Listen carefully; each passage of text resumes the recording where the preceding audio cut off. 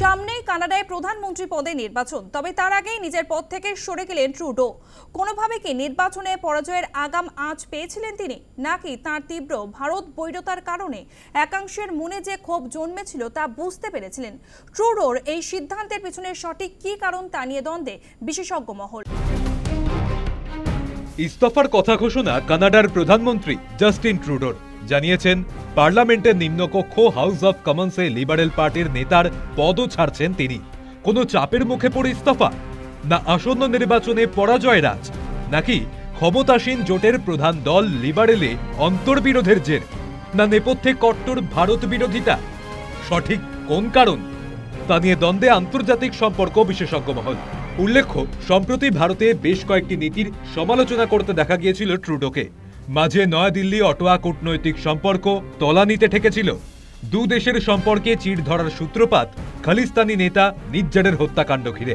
নিজ্জারকে 2020 সালে সন্ত্রাসবাদী ঘোষণা করে ভারত।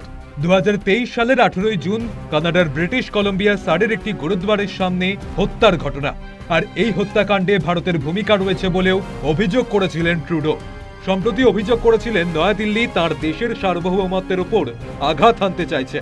ট্রুডোর এই ভারত বৈরিতা নিয়ে নাকি সে দেশের বিভিন্ন মহলে ক্ষোভও জন্মেছিল, চাপও তৈরি হয়েছিল খবর সূত্রের।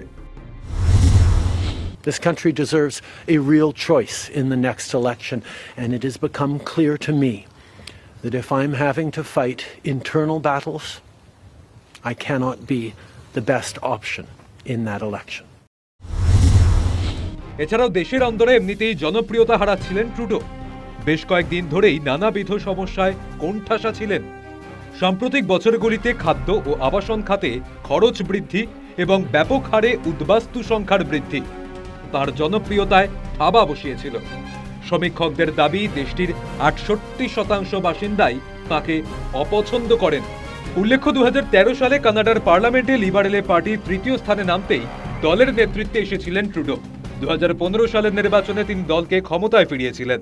এরই মধ্যে সরে গেলেন ট্রুডো। News time.